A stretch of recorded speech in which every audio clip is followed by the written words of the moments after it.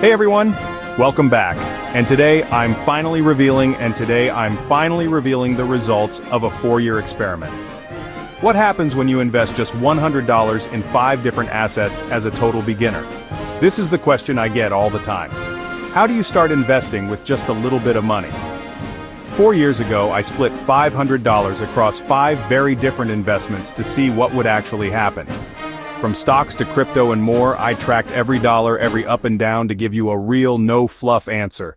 Today I'll break down exactly what worked, what didn't, and what you need to know before you start. So grab a coffee, get comfy, and let's dive into the results. First up, individual stocks. These are the shares of ownership in a specific company that you can buy and sell on the stock market. This is what most people picture when they think of investing. Picking a company, buying shares, and hoping for big gains. The allure of quick profits can be quite tempting. I put $100 into a couple of stocks I believed had potential. It seemed like a reasonable starting point. The learning curve? Steep. Very steep. You need to analyze financials, follow industry news, and understand market trends. Way more than just liking a brand. There's a lot more to it than just being a loyal customer. With only $100, you're limited in what you can buy, and fees can eat into your returns. Transaction costs can really add up, especially with smaller investments. There's also the risk. If your chosen company tanks, so does your investment. It's a direct correlation. No safety net. You're on your own.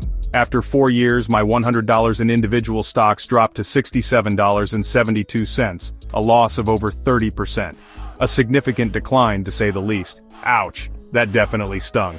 This is the reality for many beginners. High risk, high learning curve, and a real chance of losing money. It's not always a guaranteed path to riches. Sure, you might get lucky and pick a winner, but the odds aren't in your favor, especially with limited capital. Every dollar counts when you're starting small. The emotional roller coaster of watching your investment shrink is real, and it's a tough lesson in risk tolerance. Can you handle the ups and downs? Individual stocks can work for some, but they demand research, discipline, and a strong stomach for volatility. You need to be able to weather the storm. For most beginners, the risk and complexity make this a tough starting point. It can be overwhelming. If you're just getting started, think carefully before putting all your money into a single company. It's a risky move. Diversification and understanding your own risk tolerance are key. These are fundamental principles of investing. This experiment showed me firsthand how quickly things can go south, and why so many experts recommend caution. Their advice is usually based on years of experience. Individual stocks can be exciting, but they're not the easiest or safest way to start investing. There are definitely less stressful options available. For most people, there are better options to build wealth with less stress. It's about finding what works best for you. The takeaway? Don't let hype or FOMO drive your decisions. Do your homework and know the risks. Knowledge is power in the world of investing. If you're new, consider starting with something more diversified. Spread your risk around. Stocks can be rewarding, but they're also unforgiving if you're not prepared. Preparation is absolutely essential. My advice: learn, diversify, and don't bet it all on one pick. It's a recipe for potential disaster. Let's see how the next asset class compares. On to real estate. Next, let's talk about real estate investment trusts, a unique avenue for accessing the property market, or REITs. These are specialized companies designed to own or finance real estate. They let you invest in real estate, opening doors to a sector that was once exclusive to the wealthy. Without needing a fortune, making property investment accessible to almost anyone, or dealing with tenants. Forget about leaky faucets and late-night calls. With REITs, you're buying shares in companies that own properties, think apartments, offices, malls, so you get exposure to real estate without the direct responsibilities of property ownership. With just $100, it's a low barrier to entry. The learning curve is moderate. You need to know what types of properties the REIT owns. Understanding their portfolio is key. And check their dividend history to gauge their financial stability and payout consistency.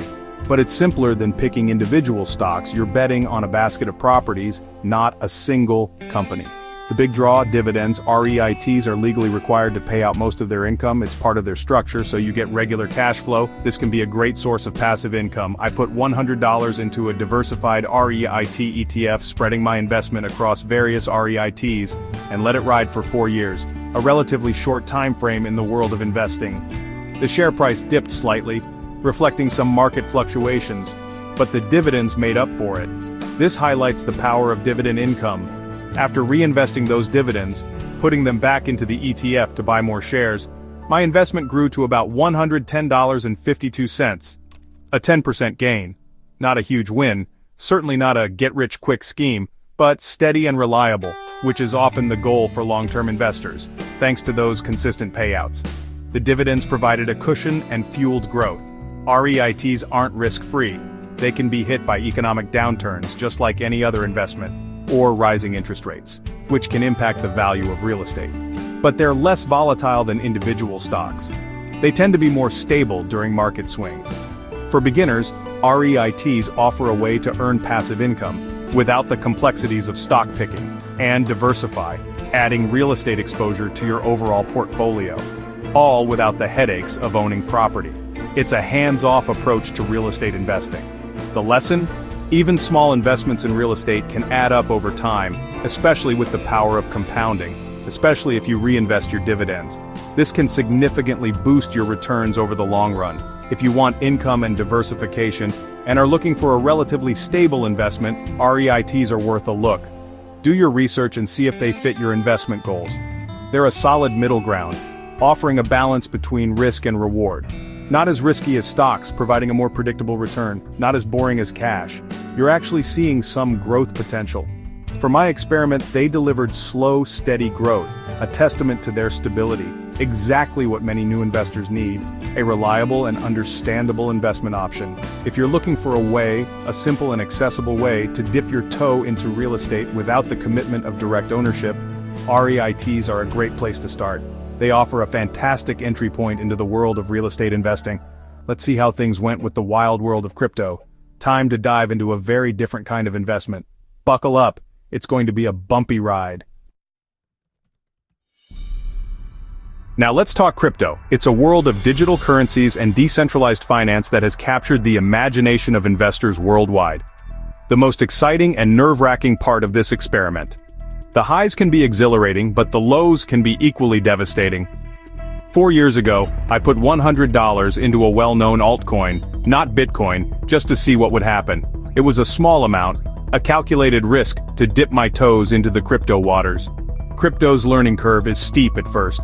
You need to understand wallets, which are essential for storing your digital assets, exchanges, the platforms where you buy, sell, and trade cryptocurrencies, and the basics of blockchain, the underlying technology that powers most cryptocurrencies.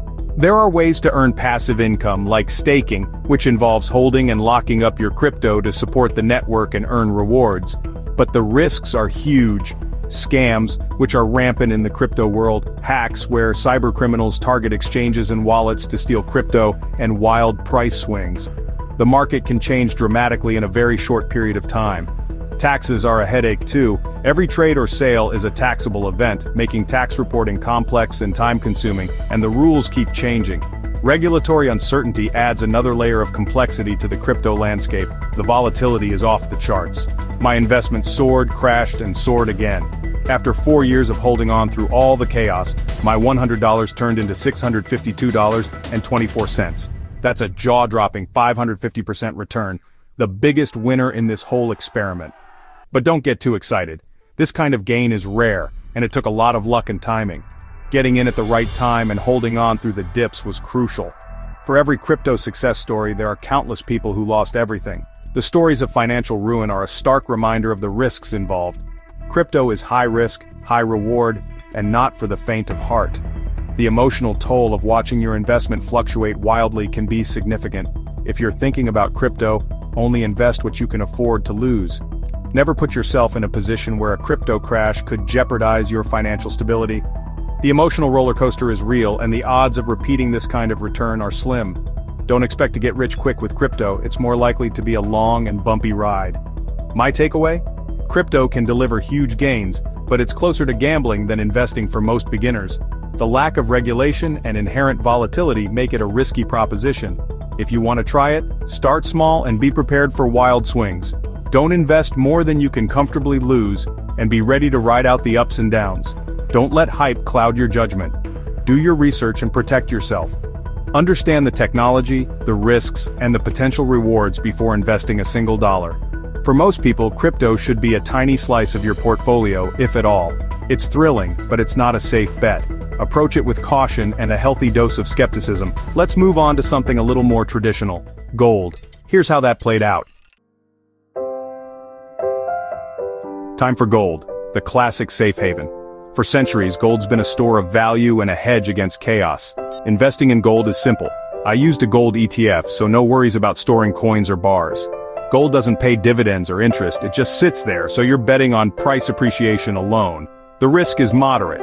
Gold is less volatile than stocks or crypto, but it can still swing with global events. Over 4 years, my $100 in gold grew to $140.10, a 40% gain. Not flashy, but solid, especially during economic uncertainty. Gold didn't make me rich, but it protected my money and outpaced inflation. It's a great diversifier, especially if you're risk-averse or want to balance out more volatile assets. For beginners, gold is easy to buy and hold, but don't expect huge returns. It's a supporting player, not the star. If you want stability and a hedge, gold delivers, but if you're chasing big growth, look elsewhere. Now let's see how index funds performed. Last up, index funds, the favorite of personal finance experts everywhere. I put $100 into a broad US stock market index fund ETF. The learning curve is almost zero. You're buying a slice of hundreds of companies in one move. Index funds offer instant diversification, low fees, and steady, long-term growth. You get moderate passive income from dividends, and the tax efficiency is great if you hold for the long term. The risk is low compared to individual stocks or crypto. If the whole market drops, so does your fund, but you're protected from single company disasters. Over 4 years, my $100 grew to $179.54, a 79% gain. That's impressive, especially for such a hands-off investment. Index funds outperformed gold and REITs, and did so with much less drama than crypto. They're the definition of set it and forget it. For beginners, index funds are hard to beat, simple, diversified, and historically reliable. If you want to build wealth with minimal effort and stress, this is the way to go. My experiment proved why so many experts recommend them. You don't need to outsmart the market, just own it.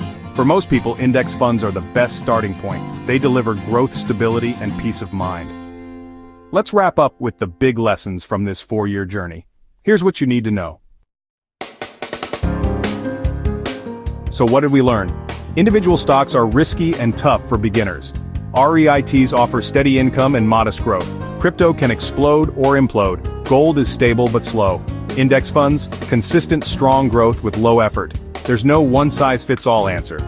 Your best investment depends on your goals, risk tolerance, and how much time you want to spend learning.